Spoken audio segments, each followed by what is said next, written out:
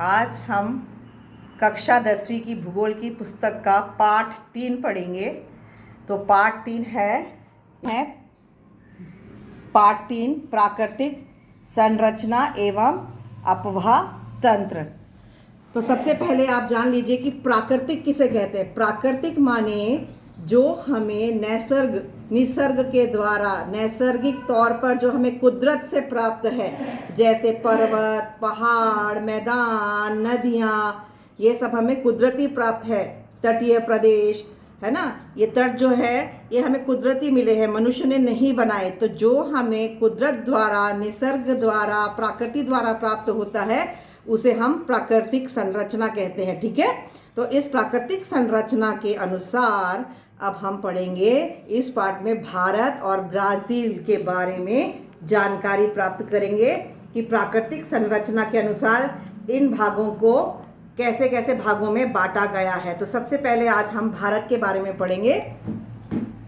प्राकृतिक संरचना के अनुसार भारत को हमने 5 भागों में बांटा है। कितने भागों में बांटा है? 5 भागों में। सबसे पहले हम है, ये देखिए यहाँ पे ये जगह देख रहे हैं, आसाम तक फैला है। जम्मू कश्मीर से आसाम तक ये पूरा जो भाग है, जम्मू कश्मीर से आसाम तक, ये हिमालय भाग है। ठीक है, तो पहला प्राकृतिक भाग हमने पढ़ा, कौन सा पढ़ा हमने? हिमालय। पहला यहाँ से जम्मू कश्मीर से लेकर आसाम तक ये कौन सा भाग है? ये हिमालय। ठीक है, उसके बाद इसके तुरंत नीचे ये दूसरा प्राकृतिक भाग हम पढ़ेंगे, उत्तरी मैदानी प्रदेश। दूसरा भाग हमने कौन सा पढ़ा? उत्तरी मैदानी प्रदेश। ये हरा भाग दिख रहा है ना, यहाँ से लेकर ये यहाँ तक, आसाम तक, ये पूरा क्या है? उत्तरी मैदानी प्रदेश। ठीक है, पहला हिमालय, दूसरा ये पूरा भाग जो है उत्तरी मैदानी प्रदेश। उसके बाद उसके तुरंत नीचे जो पीले रंग से आपको दिखाई दे रहा है, ये है प्रायद्वीपीय प्रदेश। ये कौन सा प्रदेश है? प्रायद्वीपीय प्रदेश। ये बहुत बड़ा हिस्सा है। देखिए ऊपर की ओर ये चौड़ा है, जैसे जैसे ये प्रायद्वीपीय प्रदेश नीचे की ओर आता है इसका ये चौड़ाई कम हो जाती है। ठीक है, तो ये प्रायद्वीपीय प्रदेश है। तीसरा भाग हमने कौन सा पढ़ा? प्रायद्वीपीय प्रदेश। अब चौथा पढ़ेंगे। ये देखिए, ये हरी पट्टी दिख रही है समुद्र किनारे, ये दोनों तरफ समुद्र है, ये समुद्र के किनारे किनारे ये हरी पट्टी आपको दिख रही है। ये जो हरी पट्टी है ये दोनों तरफ, ये इसको बोलते हैं तटीय प्रदेश। इस तरफ है पश्चिमी तटीय प्रदेश, इस तरफ है पूर्वी तटीय प्रदेश। ये चौथा भाग। ठीक है, प्राकृतिक संरचना के हिसाब से हमने अभी तक 4 भाग देखे। पहला हिमालय जो कि जम्मू कश्मीर से लेकर आसाम तक फैला है। दूसरा उत्तरी मैदानी प्रदेश, उसके नीचे हमने पढ़ा प्रायद्वीपीय प्रदेश। तीसरा, चौथा हमने तटीय प्रदेश पढ़ा। और 5वां ये देखिए, छोटे छोटे द्वीप समूह दिख रहे हैं ना, ये अंडमान द्वीप समूह छोटे छोटे आपको दिख रहे हैं, ये द्वीप समूह। यहाँ पर अंडमान द्वीप समूह और यहाँ पर लक्षद्वीप। ठीक है, तो हमने प्राकृतिक दृष्टि से भारत को 5 भागों में बांटा। बताइए कौन कौन से? पहला है हिमालय, दूसरा उत्तरी मैदानी प्रदेश, तीसरा प्रायद्वीपीय प्रदेश, चौथा तटीय प्रदेश और 5वां द्वीप समूह। ठीक है, अब सबसे पहले हम हिमालय के बारे में जानकारी प्राप्त करेंगे। तो हिमालय पर्वत क्या है? हिमालय पर्वत के सबसे दक्षिण में जो है हिमालय, ये देखिए हिमालय के जो सबसे दक्षिण में है वो है, कौन सा एरिया है वो? हिमालय के जो दक्षिण में है वो शिवालिक पर्वत श्रेणी है। कौन सी श्रेणी है? देखो हिमालय के सबसे दक्षिण में जो श्रेणी है वो शिवालिक पर्वत श्रेणी है। जैसे जैसे हम उसके ऊपर जाएंगे, ऊपर है लघु हिमालय और उसके ऊपर है बृहद हिमालय। समझ में आया? सबसे नीचे की श्रेणी जो दक्षिण की है वो है शिवालिक, उसके ऊपर दक्षिण से उत्तर की ओर जाएंगे तो दक्षिण में क्या? शिवालिक पर्वत श्रेणी, उसके ऊपर लघु हिमालय, उसके ऊपर बृहद हिमालय। तो हमने हिमालय को 3 भागों में बांटा। ठीक है, इसमें शिवालिक, लघु हिमालय और बृहद हिमालय। अब इस हिमालय को हम और भी 3 भागों में बांटेंगे। सबसे पहले पश्चिमी हिमालय, ये देखिए ये पश्चिमी भाग है ना भारत का, पश्चिमी हिमालय, इसमें जम्मू कश्मीर का हिमालय आएगा। ठीक है, कश्मीर हिमालय। पश्चिमी हिमालय में कौन सा हिमालय आएगा? कश्मीर हिमालय। उसके बाद ये है मध्य हिमालय का भाग, मध्य हिमालय में आएगा कुमाऊं हिमालय, मध्य हिमालय में कौन सा आएगा, कुमाऊं हिमालय। और पूर्व हिमालय में ये जो भाग है ये आएगा असम हिमालय। समझ में आया?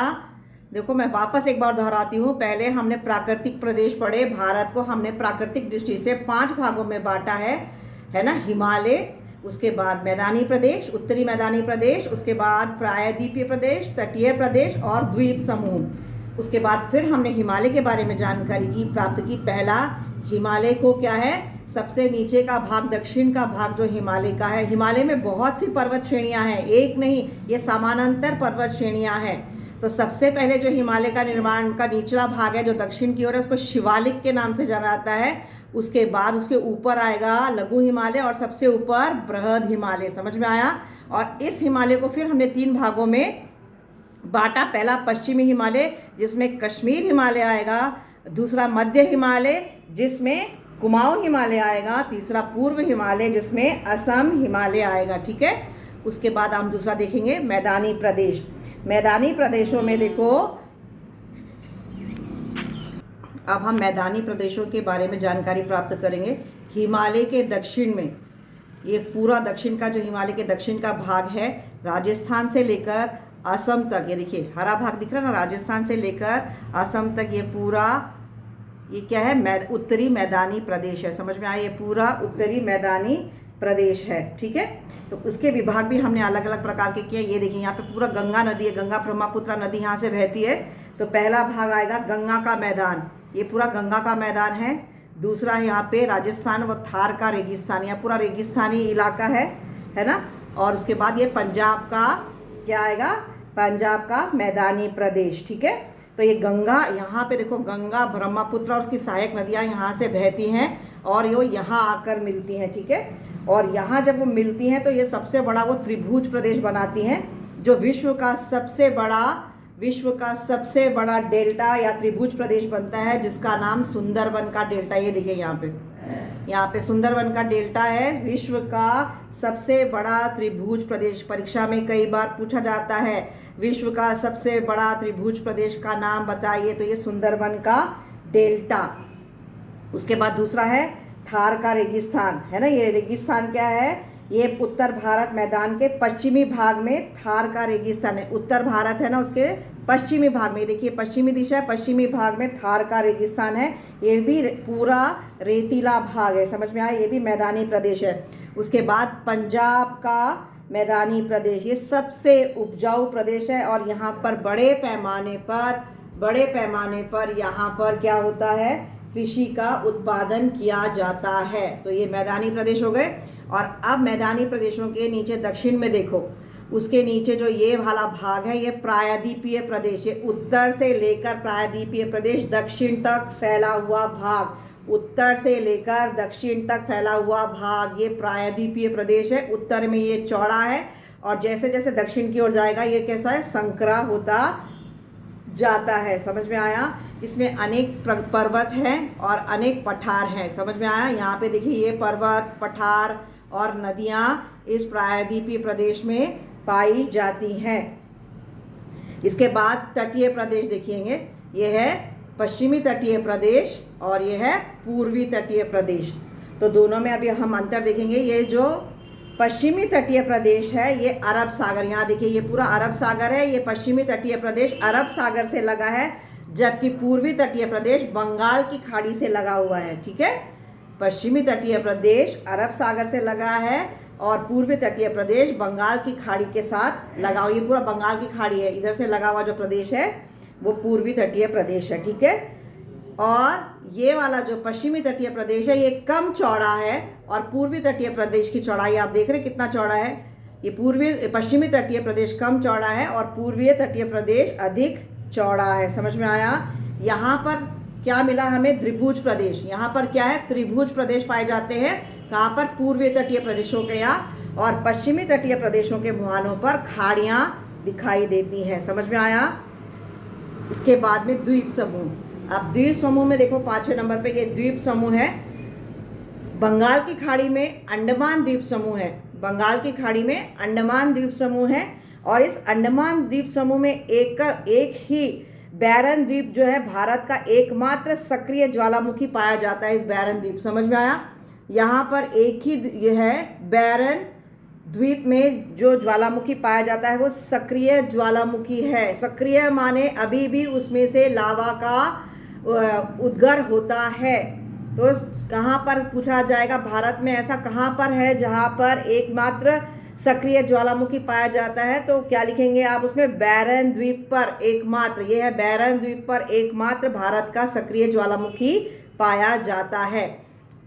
ठीक है, और ये द्वीप समूह कहाँ है? बंगाल की खाड़ी में, जबकि अरब सागर में लक्षद्वीप पाया जाता है। समझ में आया? ये विस्तार में कम है और कम ऊंचाई का द्वीप है, इसकी ऊंचाई भी कम है। ठीक है, तो ये हमने अभी प्राकृतिक प्रदेशों के बारे में जानकारी प्राप्त की।